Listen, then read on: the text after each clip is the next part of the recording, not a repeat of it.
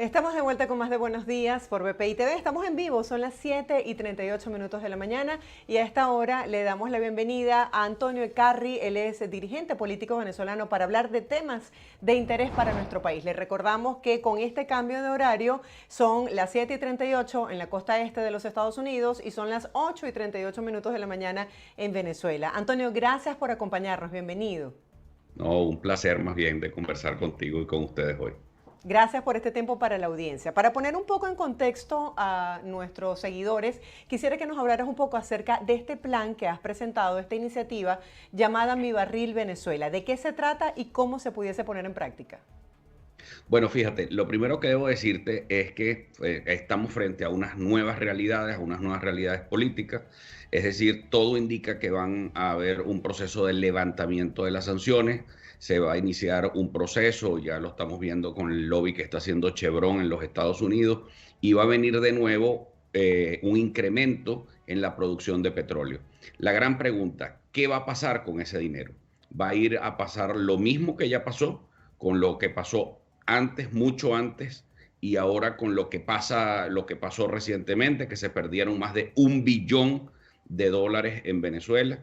Y hoy nos convertimos en el país más pobre de la región y con la economía más pequeña de la región. Pues no, frente a eso nosotros en el lápiz hemos propuesto la iniciativa de Mi Barril. ¿Qué es Mi Barril? El concepto uno de la renta básica universal propuesta por la CEPAL, pero que tiene un origen en aquel impuesto negativo a la renta de Milton Friedman, que preveía que la única manera de iniciar un proceso de productividad en un país es erradicando la pobreza extrema. Cuando tienes números como el 90% de la población, entonces recurrimos a esta nueva figura que ha estado trayendo la CEPAL para la discusión en América Latina, que es la renta básica universal dolarizada. Es decir, que por la producción petrolera, por este incremento de dólares que van a haber en Venezuela, vaya directamente a las personas, pero no para ir a tomar licor, ni para fiestas, no. Es para invertir en su educación y en su salud, que es lo más importante.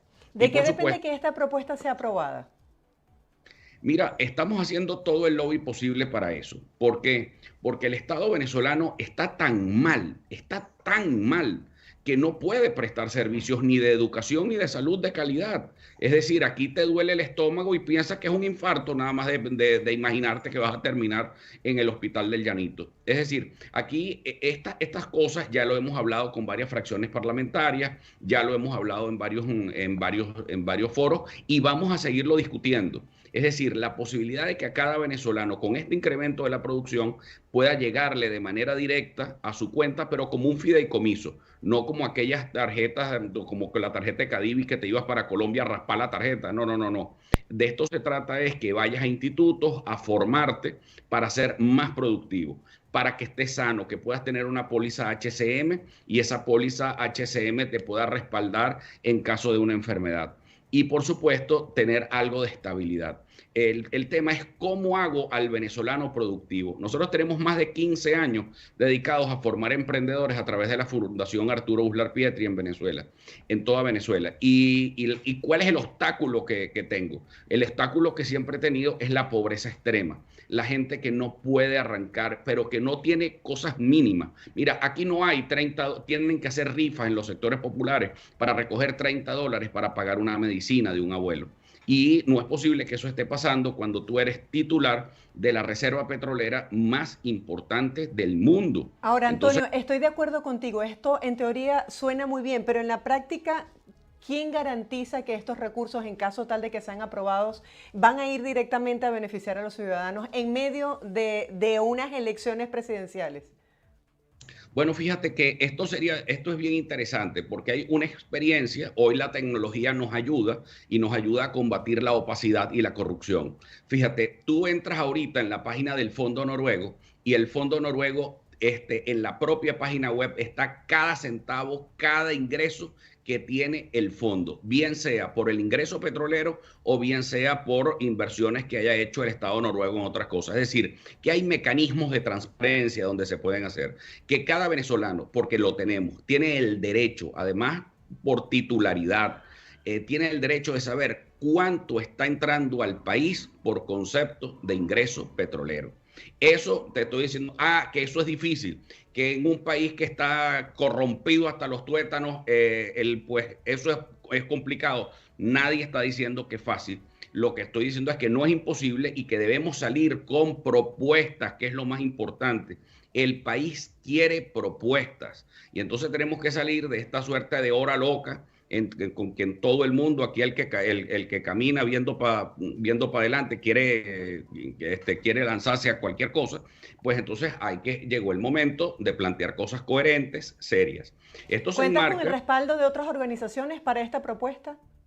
Sí, mira, recibimos con mucho agrado el apoyo de Cambiemos y de Avanzada Progresista, dos organizaciones independientes, emergentes, que nos han dado su apoyo esta semana. Ellos tienen incluso fracción parlamentaria en la actual asamblea.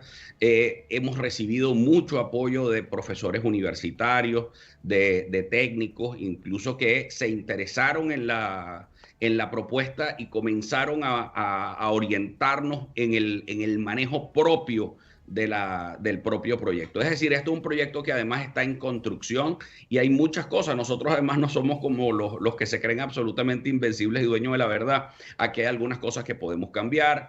Hemos recibido muchas observaciones, orientaciones en el monto, orientaciones en el cálculo. Nosotros hemos pensado que que llevar la producción de petróleo con simplemente recuperar la producción a los 2.800.000, eso haría que cada familia o cada núcleo familiar de Venezuela tuviera por lo menos $6.000 anuales de renta mínima que les pudiera servir, como te dije, para educación, para salud y para seguridad social. Detrás de esto se esconde también una reforma del Estado profunda. No es el Estado prestador de servicios, es el Estado que garantiza más bien la oferta.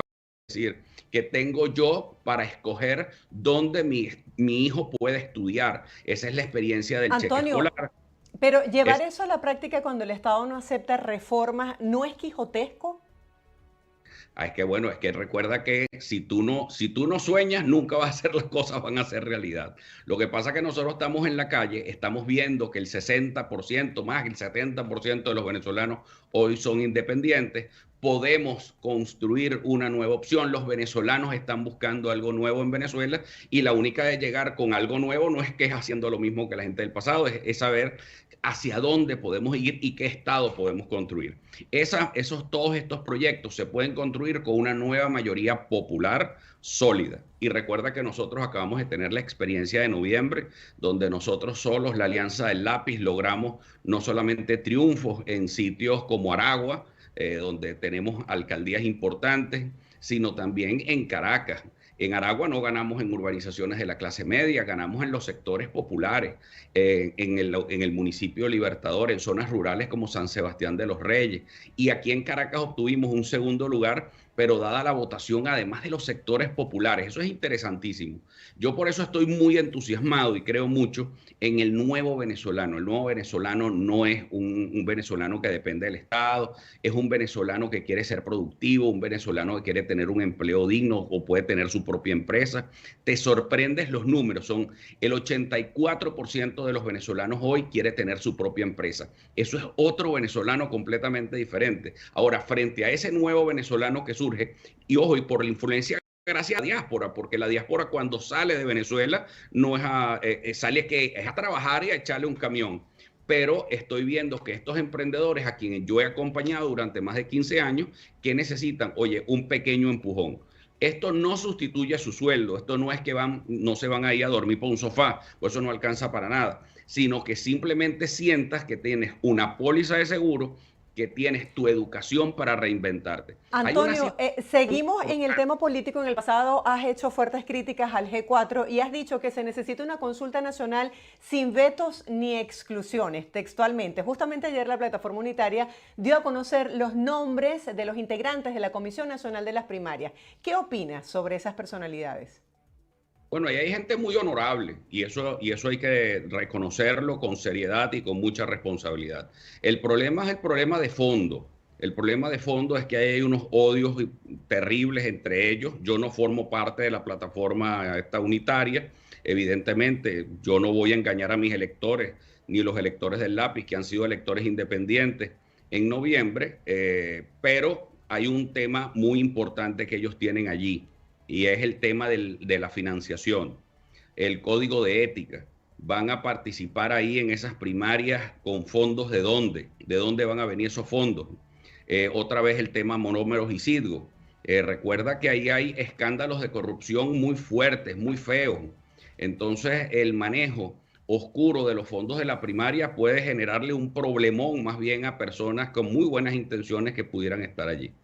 ¿Cuáles son los principales desafíos que enfrenta en este momento la plataforma unitaria de cara a las primarias? Bueno, lo primero es que tengas que ser unitaria. Hoy no lo es. Hoy es simplemente un nombre que disfraza las intenciones de un pequeño grupo sumamente fracturado, menos decepcionante por lo demás, muy dividido, muy corrompido, y por eso los independientes no estamos participando allí. Y estamos haciendo un gran esfuerzo por construir una plataforma que le hable a este nuevo país, que es una inmensa mayoría. Recuerda que esa plataforma que llaman unitaria cuenta con el 80% de rechazo de los venezolanos. Y eso es algo que es muy importante. Este no es el país del 2015, que todo dependía de este grupo de 4 partidos llamado ahora Plataforma Unitaria, que no es ni plataforma ni es unitaria.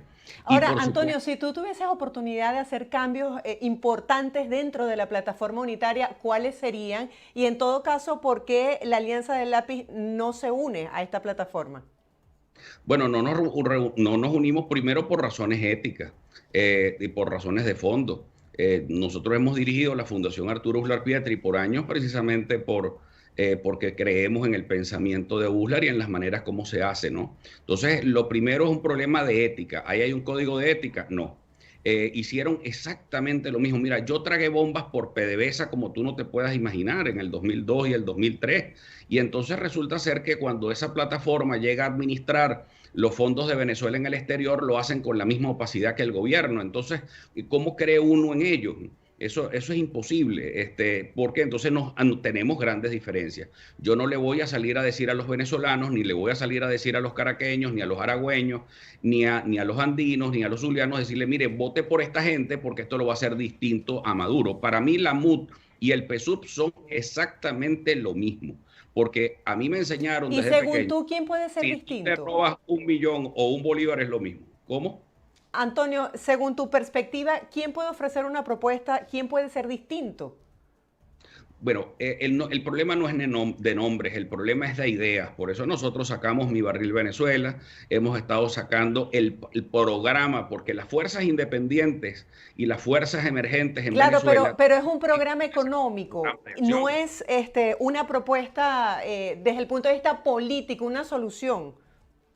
¿Cómo? Perdón, no te entendí. Este plan que tú propones es una solución económica, pero no es una solución política a lo que está ocurriendo en el país.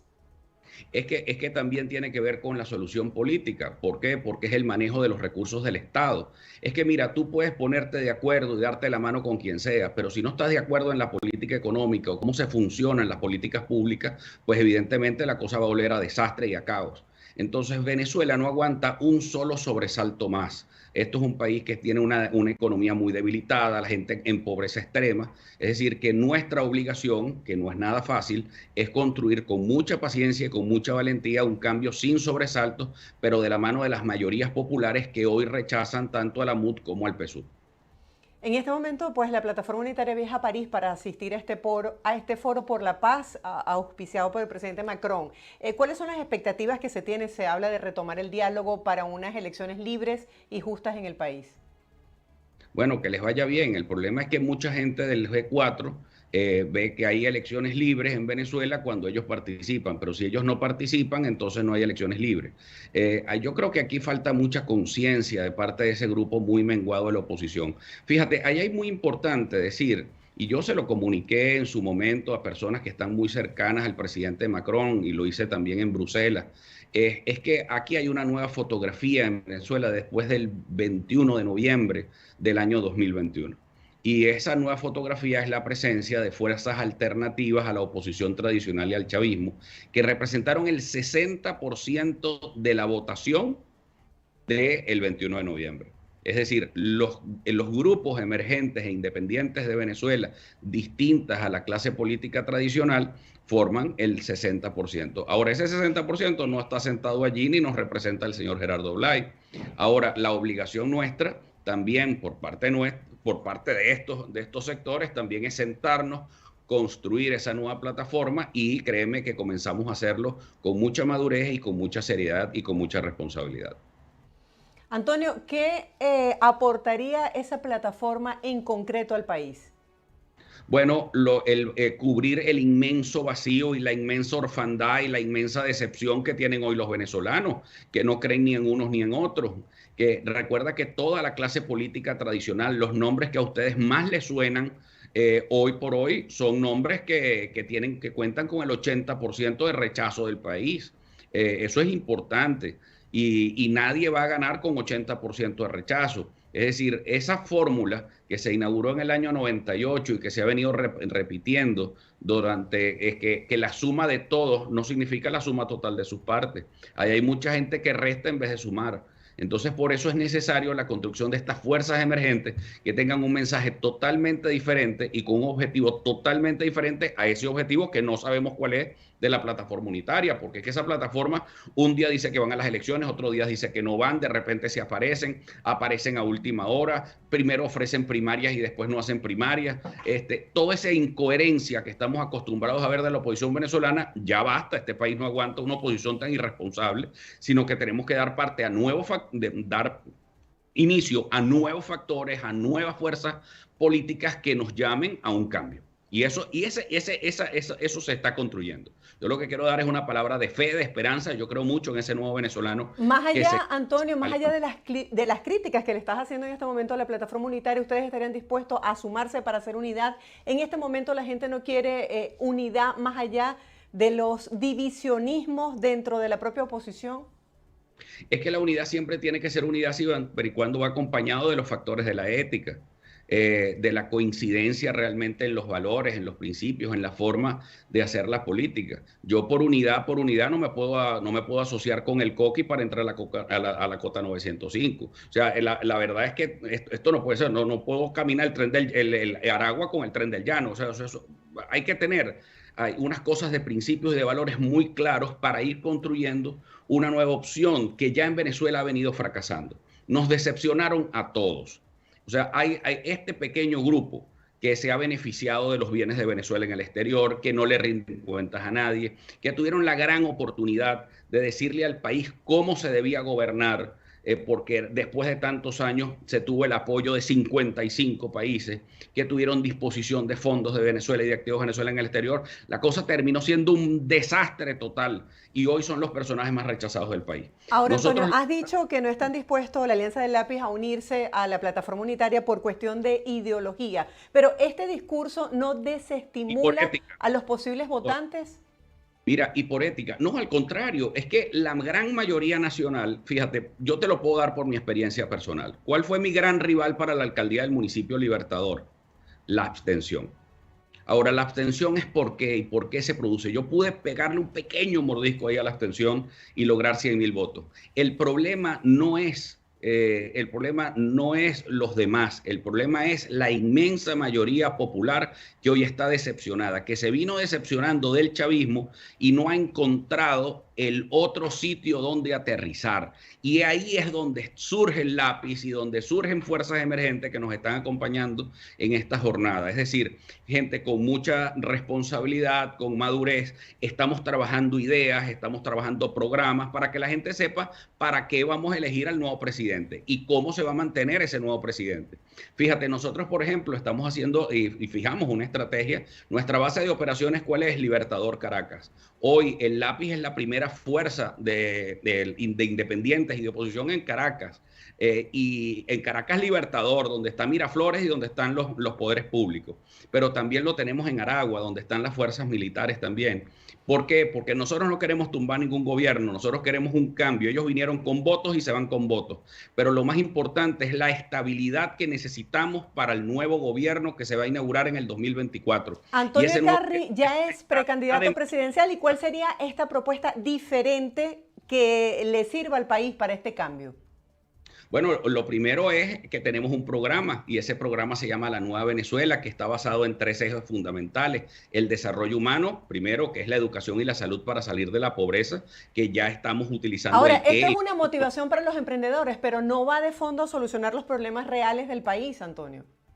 No, sí, como no, déjame explicarte, porque el segundo eje tiene que ver con la economía abierta. Nosotros necesitamos incrementar la producción petrolera. Para eso se necesita una reforma a la ley de hidrocarburos para igualarla a la legislación de gas. Nosotros hemos planteado ya desde hace 5 años la dolarización completa del país, adoptar el dólar como moneda. Esas son cosas que podemos hacer en el corto plazo y con eso paramos la inflación en seco. Ahora debemos tener una economía abierta. Nosotros estamos frente al Mar Caribe, que es el centro del comercio mundial, y resulta ser que estamos cerrados con la Santa María abajo. Es una locura. Y otra de las cosas es que nosotros vamos a terminar de levantar todas las sanciones por ser un gobierno absolutamente legítimo, un gobierno que va a ser reconocido por la comunidad internacional, pero un gobierno que no viene con venganzas, que no viene con pases de factura, sino un gobierno que le va a garantizar la estabilidad de los venezolanos para que vivamos tranquilos.